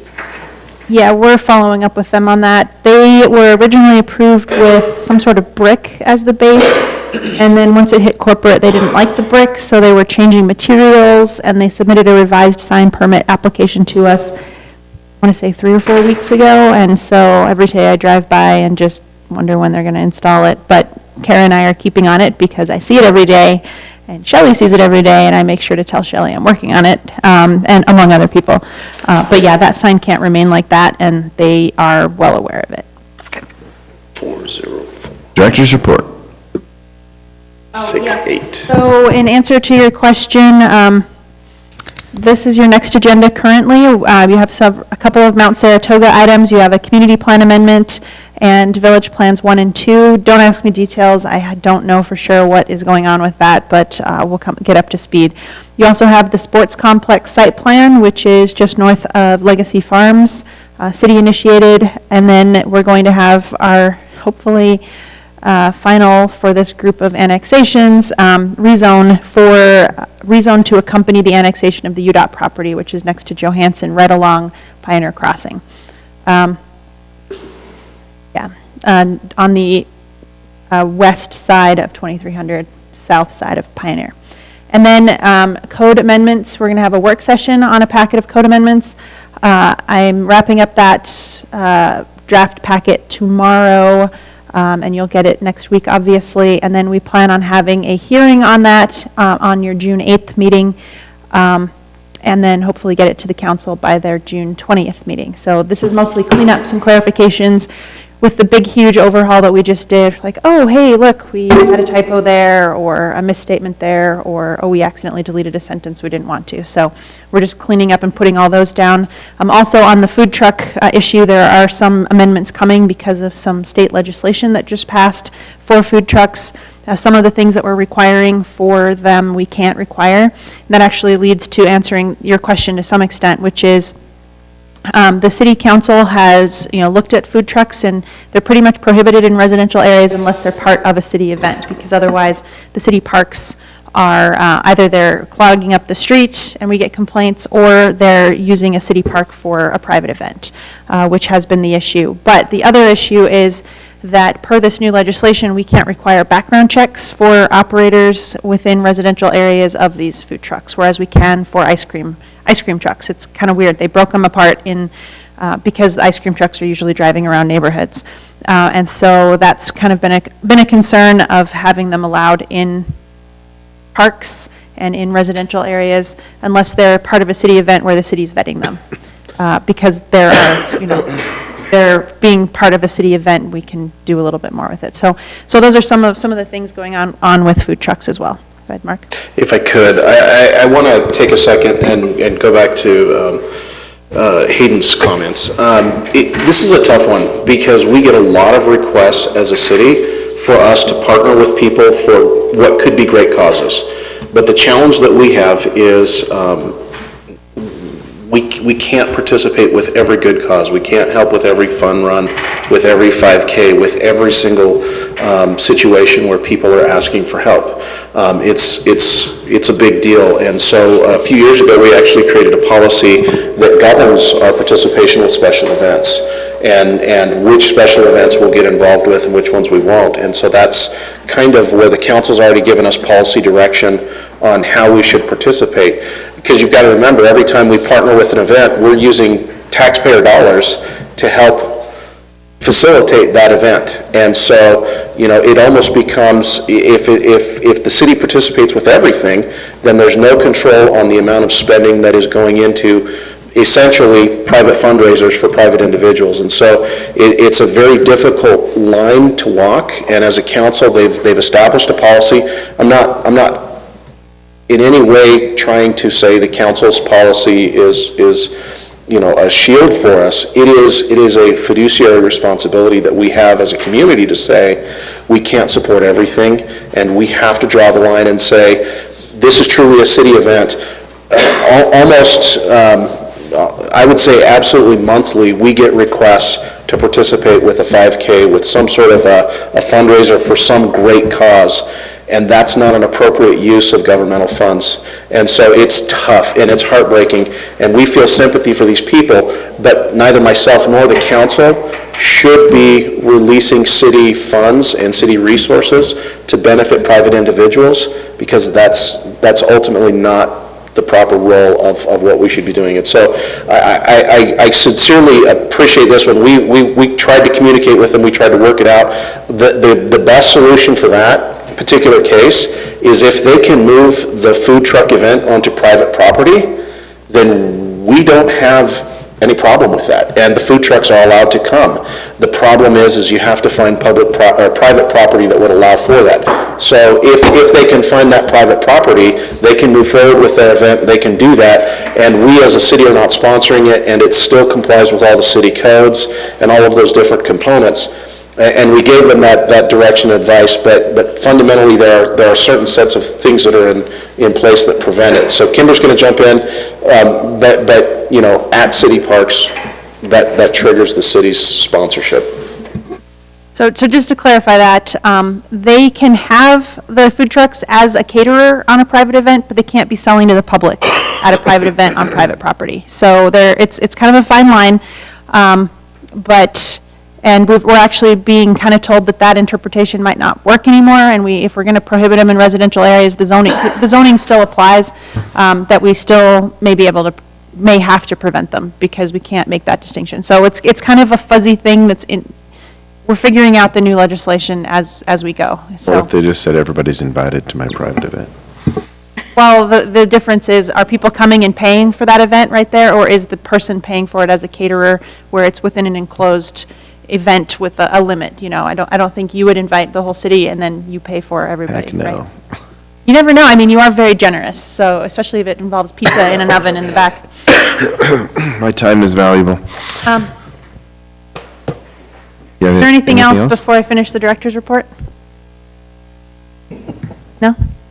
Okay, so the last part of the director's report is that I did give my notice to the city, so I will be finished in 2 months. Yeah, I'm getting better at that. The first few times I cried. Where are you going? Yeah, so I am going to go work for not another city. It's not even in planning. It's in the software and tech industry. So, yeah, so that's why I have lots of these deadlines. We're trying to have all of the annexations and rezones, the general plan done, these not last, you'll have lots of code amendments, but this, you know, a final cleanup of all these amendments we've been working on so that whoever comes in will kind of start with a little bit of a clean slate with more functional code, an updated general plan, and those annexations done. I would really like to get Lexington Green done as well, but that doesn't look like it's going to happen. So, and Mark was asking which of my planners I was going to give that to, and I said, none of them. That is for the new director. So, anyway, so yeah. Is that a legislative? Is that a legislative decision? Try that? Yeah. I'll entertain a motion to deny that. Yeah. Council already tried that, so, but yeah, so, a little rough. So, yeah, I made it through without crying this time, so that's awesome. Yeah. Yeah, you guys We're are going to awesome. miss you. Thanks. Congratulations, really. I'm going to miss you guys too. Made a lot of difference in the city. It's called Atlas RTX. It's an artificial intelligence communications system. So you're creating the Borg. We'll come after. I will. When AI takes over. Not that quite that kind, but yeah, I'm hoping that eventually I can bring it back to city government. It's really cool public engagement, involvement type. So, Anyway. She just needed a challenge. I didn't do it. It's these kinds of meetings that did it. And you know, there's 2 more things that go on that schedule. Which 2? Oh, we just continued. Yeah. General plan and... Yep, Are general you going to be in our plan. next meeting? I will be at your next meeting, yes. So, yeah, I don't actually leave till the end of June, and I'll actually be back for a week in July to help train the new director, and then I will be staying on part-time, you know, an hour or 2 here or there as needed to help with the transition. So it's not like 2 weeks and ciao. Yeah. I'm dead to you. Finally, an honest answer. Everyone else is like, congratulations. He's the new guy. He hasn't felt what it is to work with Kimber yet, so. You guys are sweet. So anyway, sorry for that bombshell, but I'm just sad. I'm not even going to end the meeting now. As such, though, we have started a recruitment. We're moving forward, and you just got to say good on you, Kimber, and best of luck. She's done an amazing job. We're thrilled for the time we've had with her, and she reneged on the 5-year rolling contract that we had. So Yeah, just every so you day know. started a new 5-year contract, and so if he ever asks an Evergreen. employee to commit to 5 years, he's just not telling them it's rolling. It's called an evergreen contract. Yes, yes. Anyway, thanks, guys. Oh, we don't have any open mic night. It's over. We'll talk to you after, though. Without objection, we'll adjourn.